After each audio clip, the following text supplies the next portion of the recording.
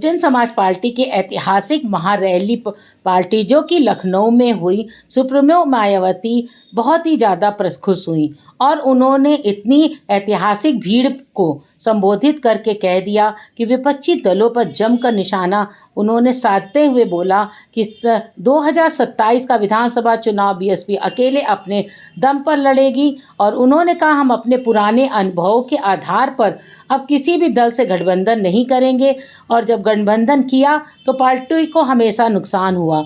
मायावती ने समाजवादी पार्टी को आड़े हाथों लेते हुए कहा जब सपा की सरकार थी तब उन्होंने काशीराम जी के बनाए स्मारकों रख रखाव पर 1 रुपया भी खर्च नहीं किया। सपा सरकार में लखनऊ के स्मारकों और पार्कों की हालत खराब हो गई थी, लेकिन उन्होंने बीजेपी सरकार की तारीफ भी करी। उन्होंने कहा कि हमारे आग्रह करने पर टिकटों से मिलने वाले पैसों से इन स्थलों की मरम्मत कराई गई, इसके लिए मैं उनकी आभारी रहूंगी। समाजवादी के उप पार्टी के ऊपर भड़कते हुए बैन जी ने कहा कि समाजवादी पार्टी के मुखिया अखिलेश को पीडीए सत्ता से बाहर रहने पर याद आता है सपा का पीडीए का नारा खोखला है। सपा ने काशीराम के नाम पर कासगंज का नाम बदल दिया गया है था और प्रमोशन में आरक्षण का सपा और भाजपा और कांग्रेस तीनों ने विरोध किया था।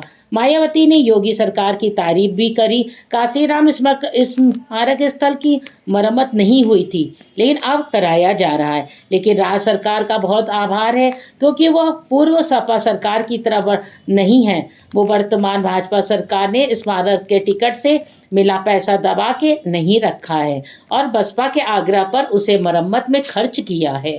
बसपा सुप्रीमो मायावती लखनऊ ने भारी भीड़ जुटाकर विपक्षी दलों को अपनी ताकत दिखाने में काफ़ी हद तक सफलता पाई। उन्होंने दलितों अति पिछड़ों का साथ पाने में जुटे विरोधी दलों के लिए भी एक बड़ी चुनौती पेश कर दी है। भीड़ जुटाकर वह यह बताने में सफल हो गई हैं कि उनका कॉडर आज भी उनके साथ खड़ा है। दलित वोटों से सेंधमारी की अन्य दलों की कोशिश इतनी आसान नहीं होगी, उनको लुभाना आसान नहीं होगा उनके लिए। उन्होंने इस मौके पर मुसलमानों को भी लुभाने की कोशिश करी कि जो ये भीड़ दिखाई दे रही है वो अपने खून पसीने की कमाई लगा कर आए हैं, ना कि किसी एजेंसी और कार्यकर्ता द्वारा बस में भर के लाए गए।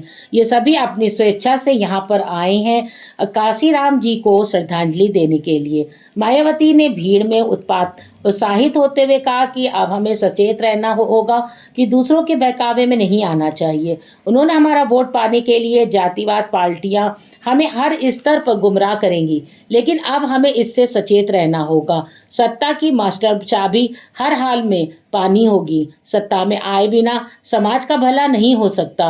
उन्होंने कहा कि कांग्रेस सपा भाजपा हमारा वोट पाने के लिए तरह तरह के छल करती हैं, हमें गुमराह होने से बचना चाहिए।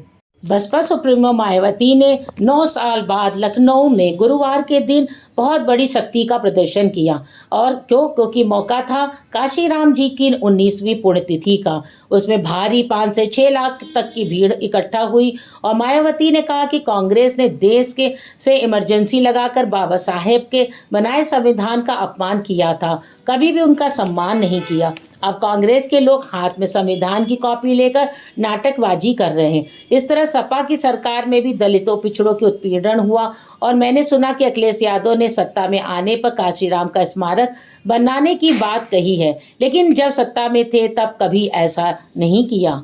मायावती के इस शक्ति प्रदर्शन को देखते हुए कांग्रेस और सपा के जो विपक्षी दल हैं उन सभी के हाथ पैर फूल गए हैं। जहां कांग्रेस कह रही है कि साबित हुआ हाथी भाजपा का असली साथी, यानी कि उनके ऊपर आरोप लगा रहे हैं कि वो भाजपा से मिल गई हैं।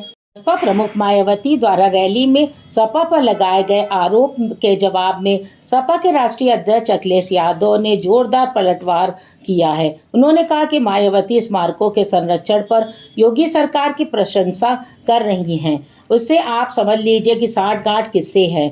उन्होंने भी यूपी में एक ही पेज में चुनाव कराने की मांग रखी और जहां हर कोई भी हैरान है कि इतनी भीड़ कहां से आ गई और कैसे इकट्ठा हो गई। भी अब एक प्रमुख रूप से उभर रही है, बहुत ही पावरफुल पार्टी बन के फिर से एक बार सत्ता में आने की तैयारी कर रही है, तो विपक्षी दल भी उनका सामना करने की तैयारी जरूर करेंगे। आपकी क्या राय है?